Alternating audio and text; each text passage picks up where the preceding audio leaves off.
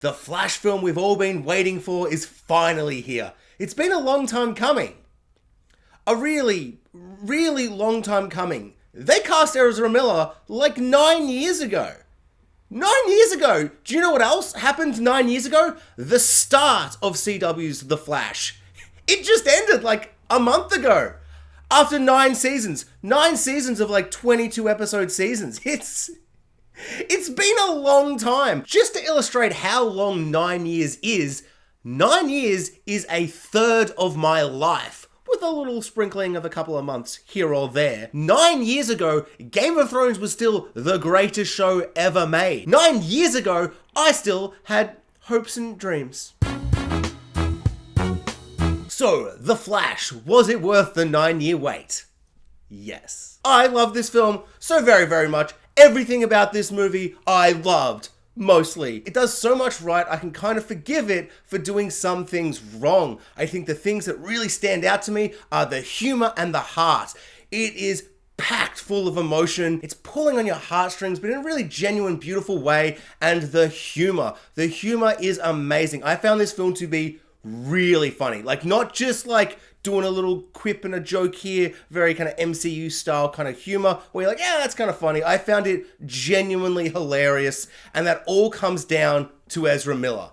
They play two Ezra Millers in this film, and the way they play off each other as a younger Flash and an older, more mature Flash, and the way they bounce off each other is spectacular. It's super interesting on a story level, but just the humor they get from these two interacting throughout the whole film is wonderful, and it's such a good way to kind of make this stand apart from other Flashpoint stories, that in being Flashpoint, and the comic Flashpoint, the animated movie Flashpoint, the Flash TV series that did it 6 years ago when they did Flashpoint. All of those Flashpoint stories are really amazing because it's a fantastic story, but what they don't really have is two Flashes in two very different parts of their life interacting, and one actor killing it, like absolutely killing it. There was a moment 20 minutes into them just having shenanigans and bouncing off each other, I realized that's one actor, and you forget entirely. It is so seamlessly done. It feels like there's two of them there in the room. It's amazing. It is so crazy to me how far we've come with visual effects, where they aren't just kind of standing in a room where it's a big wide and you're like, well, the camera's locked off. I can kind of see how they're doing the interacting. There's something in the middle, and you can kind of figure out how they would do it. This is just mayhem. It's so much is going on, and I never questioned them being two separate entities not played by one actor. It is crazy. The visual effects for that, and like 70% of the Flash running and the Speed Force and the lightning and the powers are all spectacular. And then there's the other 30% of the visual effects, which are maybe the worst visual effects I've ever seen in a movie. The contrast in this movie is so crazy. There is an opening scene where there's all these babies, and he's like, I gotta save these babies, but he's gotta eat food too, and it's very, very funny. Right at the start of the film, and I've never seen worse visual effects in a big blockbuster movie that probably cost $200-300 million. It is like crazy, because everything leading up to that scene and everything after for like ages looks amazing. It is so odd and weird. And I think it's a testament to show how much I loved this movie, that the visual effects are like, it's a shame, but the story's there, the character work is there, the emotion is there, the humor is there, everything is working. And so the fact that visual effects aren't, it's like, oh, well, I guess it's just like when you watch a movie from like the 90s or early 2000s that you love that is amazing, and you're like, yeah, some of those visual effects don't hold up anymore, but oh, well.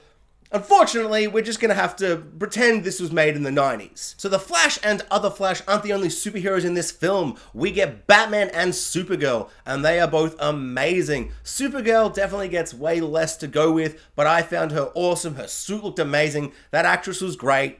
It's a shame we'll probably not get any more of her, because she wasn't really fully developed in a way where I was like, I would love to see more of her and kind of flesh out her story and her character and all this stuff. She really fit the world really well.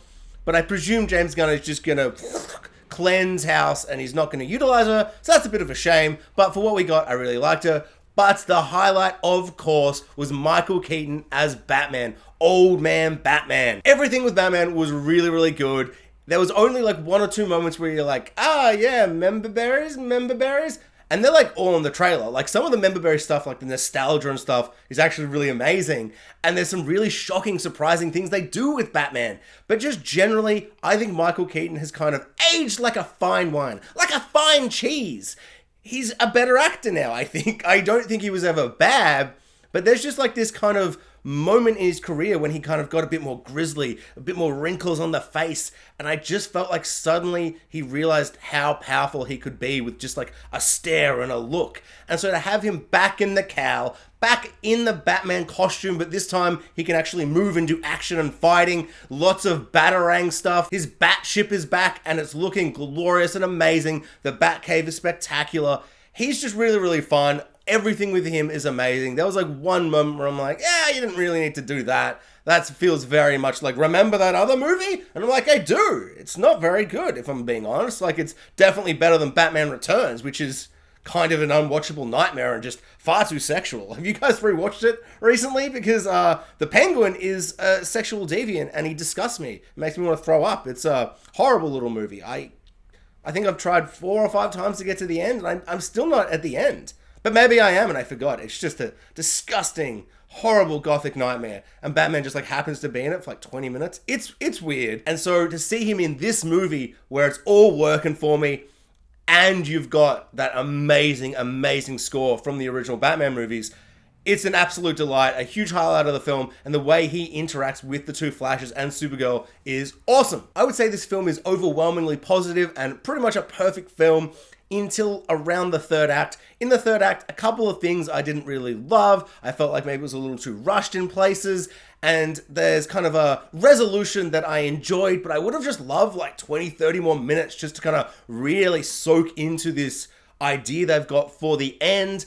But there's some really, really interesting, unique visuals. I really like this kind of Speed Force Coliseum kind of multiverse situation they've got that Barry keeps finding himself in as he's time traveling. It's really, really cool. There's some really shocking moments at the end, and there are 2 cameos at the end that are the best things I've ever seen in my life. I lost my mind. It was so cool, and it felt like it was in service to the story, but also a nice nostalgia thing. Overall, I just had so much fun in this movie, and I think the real thing is the humor and the heart.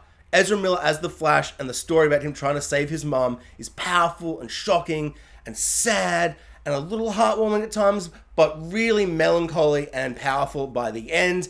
It's all really, really good. Loved it, loved it, loved it. If only the visuals were just like at 100%, this would be one of the greatest films ever made. I would love it so very much, but some of the visuals are just like, some of it look pretty bad, but you know what? This is no Ant-Man 3. This isn't going to be a film where I'm like, the visuals are bad and everything was bad, and I just don't want to rewatch it. I will rewatch this film so many times in my lifetime. It's so good. I'll probably see it again in the cinemas. Probably go to IMAX. Because the visuals are so good for so much of it. There's so much inventive, crazy, flash, fast-running visuals. And it's just here and there, particularly in 2 sequences that just didn't hold up. But you know what? Whatever. This movie is awesome. I cannot believe we keep getting good multiverse films again and again and again. We're going to reach a threshold very soon. Hopefully no other multiverse films come out so that Beyond the Spider-Verse can kind of just be the cap. We're like, this is it, now we're done, and we just shake our hands of it. And then Marvel are like, Kang Dynasty, Secret Wars, and we're all like, no.